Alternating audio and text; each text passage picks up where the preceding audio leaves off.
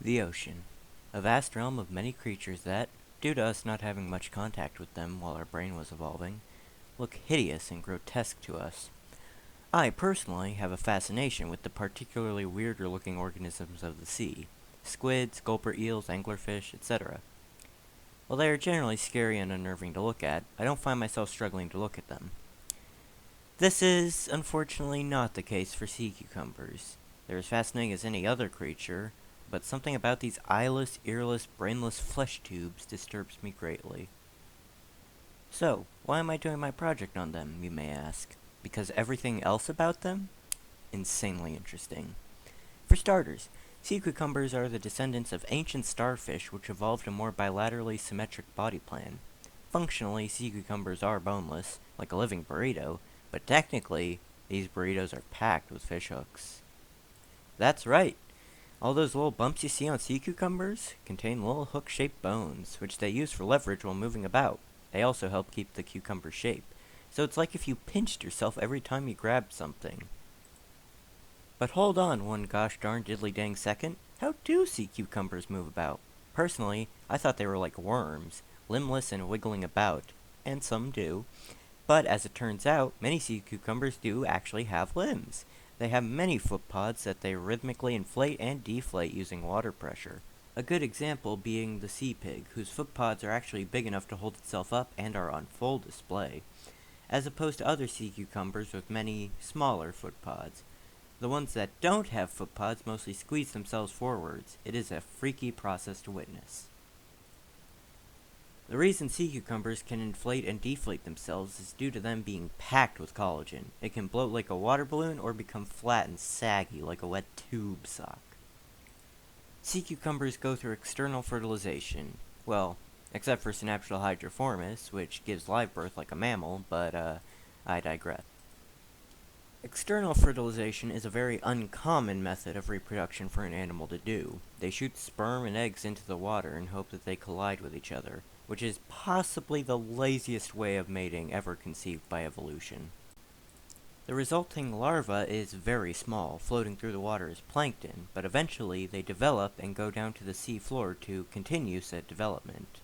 Now, your average sea cucumber is a bottom feeder, crawling around the seafloor and slurping up sand with its face tubes to find nutritious bits, and ejecting all the non-nutritious sand through its anal orifice, otherwise known as a cloaca, which, a fun fact, they breathe through.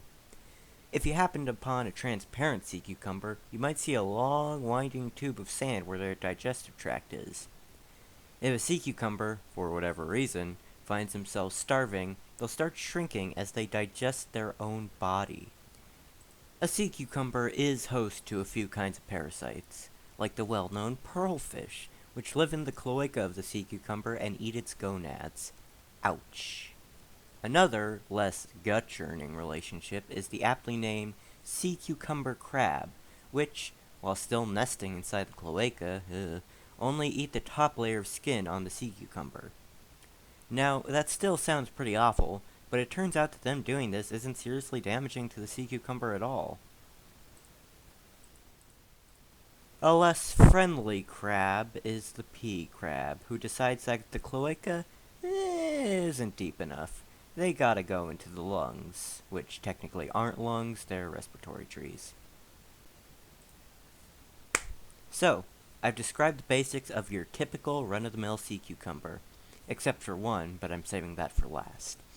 But sea cucumbers are not strictly bound to a life slowly sweeping the ground, and not to the shape of corn cob made of skin either. They come in a variety of shapes and lifestyles.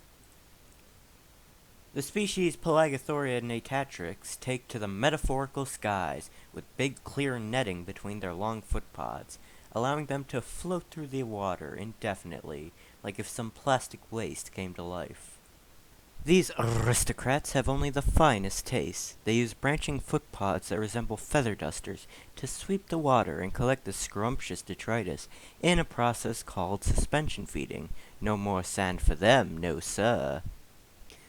The next example is also a suspension feeder. Pseudocolochirus, aka the sea apple, is a spherical ground-based sea cucumber that uses its suction-like foot pods to cling on for dear life on a rock or coral, while its mouth foot pods sweep the waves much like Pelagothuria do.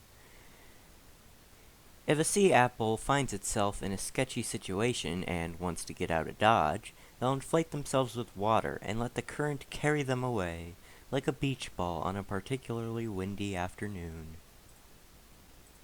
It's funny, these previous two cucumbers evolved from radial symmetry, the ancient starfish, to bilateral symmetry, traditional sea cucumbers, and then back to radial symmetry. Our final peculiar species is Cycropodus longicauda, also known as the gummy squirrel. Personally, I would have called it the sea bananarang, but such blinding genius is not often recognized. While admittedly it does look and act like a typical sea cucumber, what with its sausage look and the sand eating it all, what sets this species apart is its massive tail-like appendage that's nearly the size of its body. Yeesh. It's theorized that the appendage may be used as a sail to get the gummy squirrel to fresh feeding grounds, but it seems that this is still up for debate. An honorable mention goes to the genus Neothyonidium.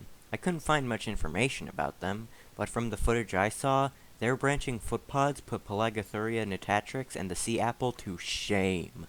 It's a veritable fractal of footpods. Now it is time to talk about the thing that sea cucumbers are so famous for doing that there's a whole Pokemon based around it. Evisceration. Evisceration is a process by which sea cucumbers expel their own organs, out the front or the back, as a defense mechanism, and regrow them later over the course of a few days/weeks. The reason varies. Sometimes it's to scare off predators, sometimes it's to ensnare them in the long, sticky thread of the respiratory tree, and sometimes it's to give the predator something to eat while the sea cucumber gets away. Now, personally, if I was mugging someone and their organs started falling out of their mouth, I would spin 180 degrees and start running. If I was mugging someone and their organs shot out of their mouth and wrapped around me, I would probably pass out from sheer terror. There is a less severe version that can be found in the family Holothuridae, where sea cucumbers can merely blow some tubules out their cloaca like party streamers, except this time, if they don't party hardy hard enough, they're killed. As a conclusion, I'd like to recite a quote from an episode of the animated sitcom Bob's Burgers about trying to create an aquarium-themed religion for tax purposes. It's true that they're not very attractive, and they move very slowly, but you know why sea cucumbers are great? Because they eat the stuff that no one else in the ocean wants, and what they poop out is cleaner than what they take in. So basically, these ugly/beautiful creatures just go along making things better than when they found it.